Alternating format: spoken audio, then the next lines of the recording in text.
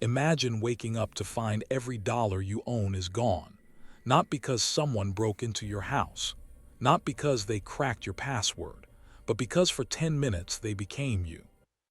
Between 2018 and 2023, a loose network of young hackers executed one of the most elegant heists in modern history. They didn't need guns, explosives, or even sophisticated malware. They convinced telecom employees to transfer victims' phone numbers to SIM cards they controlled. Once they had the number, they had everything: email resets, bank accounts, cryptocurrency wallets worth millions. This wasn't a single mastermind. It was a subculture.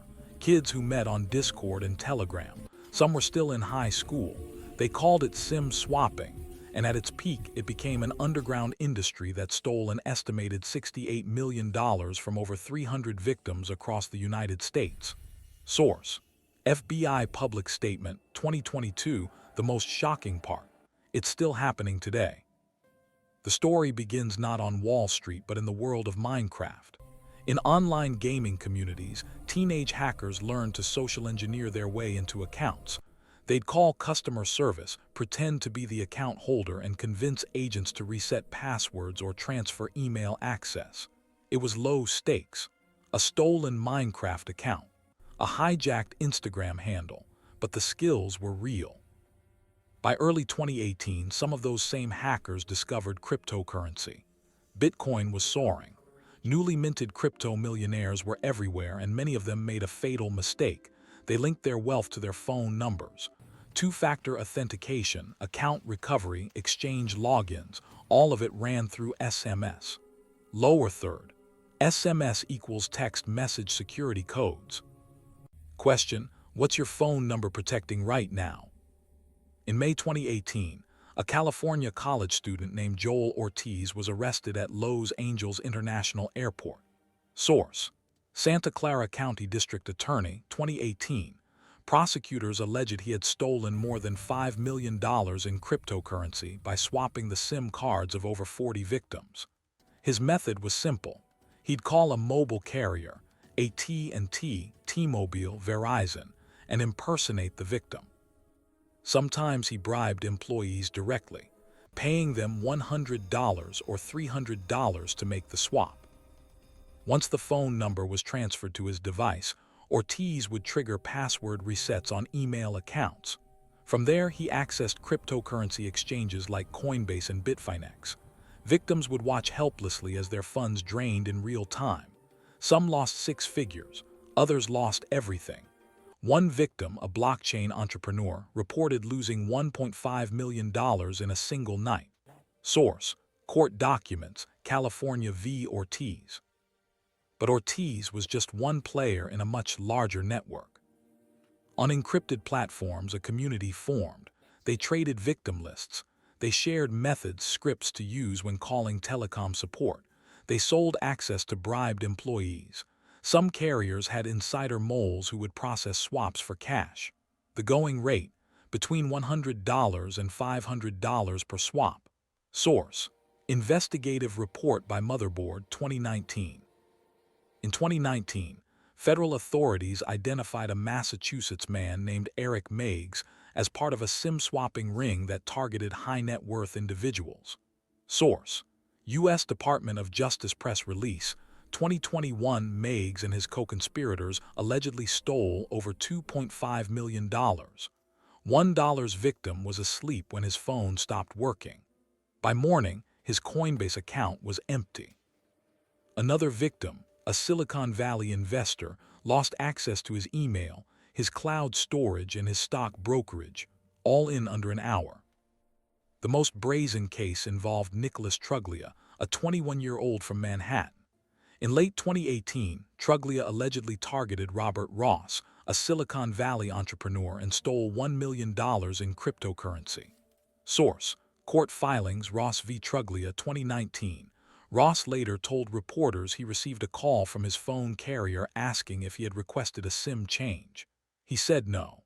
Minutes later, his phone went dead. Truglia was arrested in November 2018. Investigators found luxury watches, designer clothes, and records of lavish spending, all allegedly funded by stolen crypto. Source: Manhattan District Attorney's Office. He pleaded not guilty. The case wound through courts for years.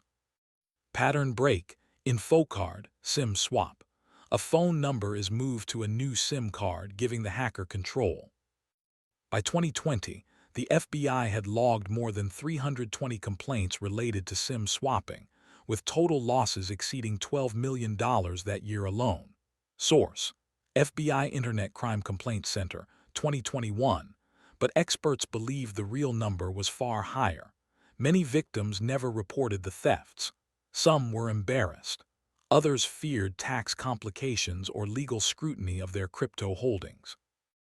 The largest known case involved a group that allegedly stole over $20 million from a single victim in 2019. Source: Department of Justice Indictment, 2021. The victim was a cryptocurrency executive. He lost access to his phone while traveling overseas.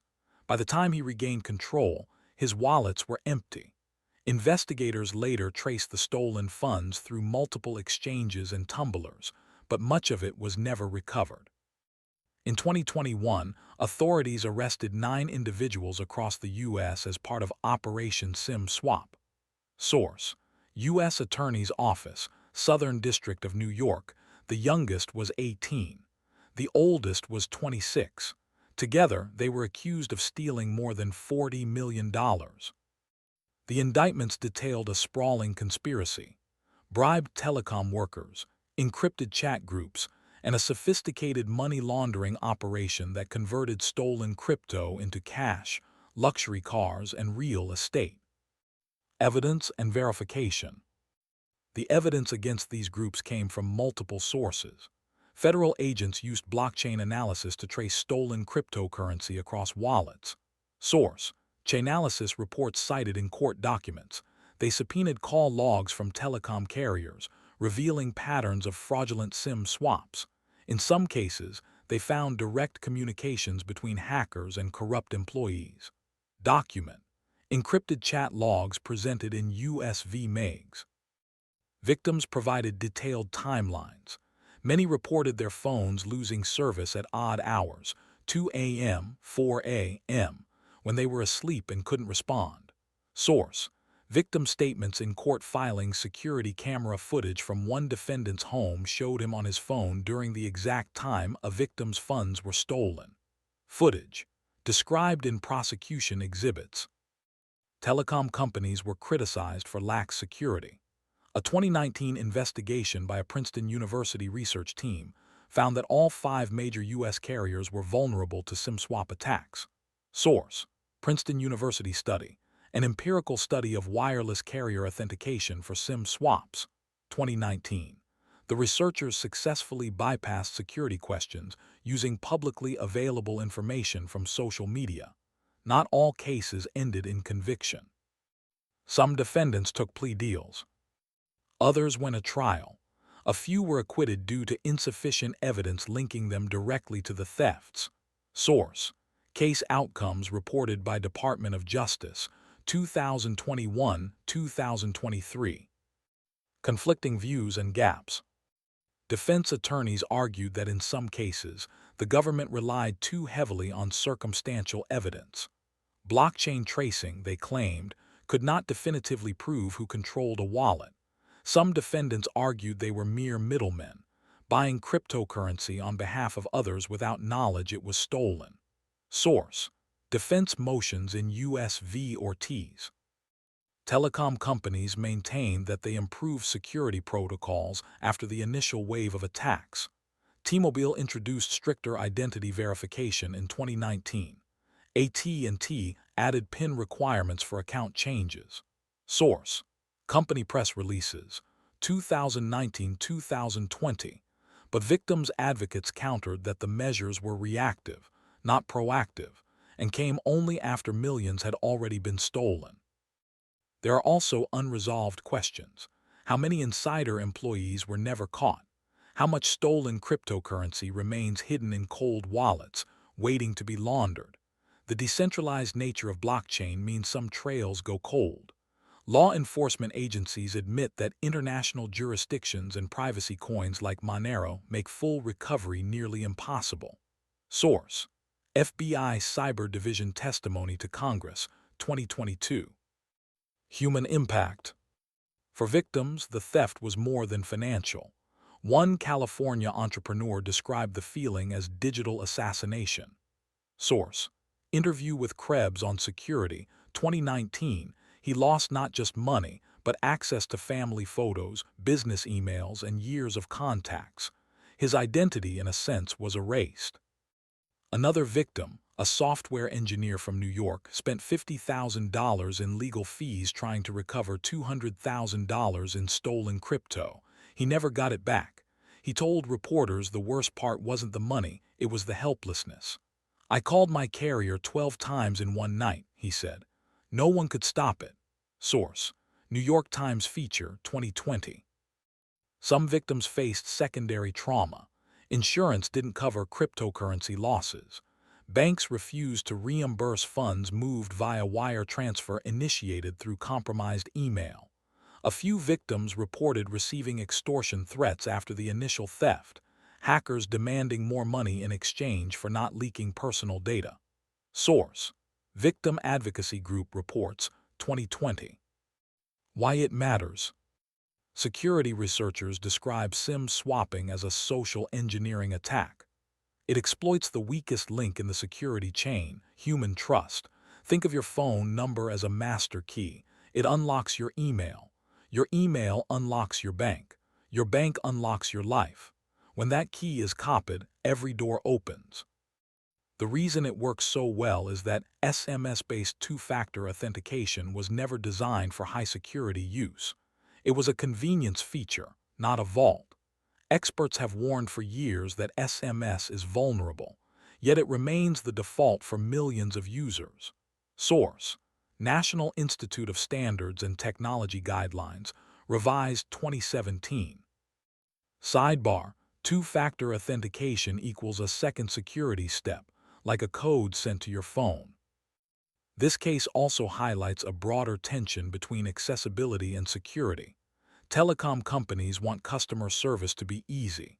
If you lose your phone, you should be able to recover your account quickly. But that same ease of access becomes a weapon in the wrong hands. Striking the balance is an unsolved problem. Legally, the cases set important precedents. Prosecutors successfully argued that SIM swapping was not just identity theft, but conspiracy, wire fraud, and computer intrusion under the Computer Fraud and Abuse Act. Source: Legal Analysis by Electronic Frontier Foundation, 2021. Sentences ranged from probation to over 10 years in federal prison. Mini recap. Here's where we stand. We know that between 2018 and 2023, organized groups used SIM swapping to steal tens of millions of dollars. We know at least 15 individuals have been prosecuted, with dozens more under investigation. We know telecom companies have tightened security, but gaps remain. What we don't know: how many more victims exist, how much stolen crypto is still out there, and whether the core networks have truly disbanded or simply adapted. The techniques are public knowledge now. The barrier to entry is still low. What's next? High confidence, more arrests are coming. Federal task forces remain active and blockchain forensics improve every year. If stolen funds move, they can be traced.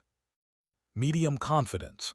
Telecom carriers will face regulatory pressure to adopt stronger verification methods. Biometric authentication and app-based number porting are likely to become standard within 5 years. Source: FCC Proposed Rulemakings, 2023. Low confidence, full recovery of stolen assets.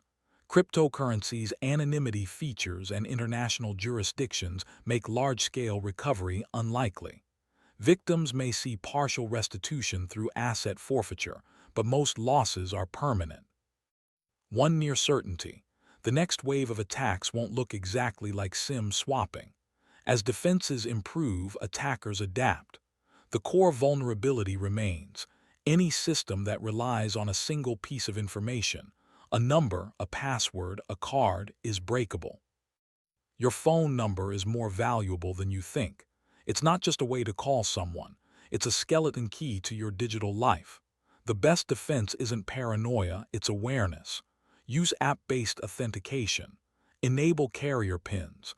Separate your most sensitive accounts from SMS entirely. If you want to understand how these hackers got started, watch our next video, The Minecraft Hackers Who Became Cybercriminals. It traces the pipeline from teenage gamers to federal defendants, and it's a story that's still unfolding. Source notes and disclaimer. This script is based on publicly available court documents, Department of Justice press releases, FBI reports, academic studies, and verified investigative journalism from outlets including the New York Times, Motherboard, Krebs on Security, and others. All individuals named were publicly identified in legal proceedings. No private or sealed information was used. Some details remain subject to ongoing litigation.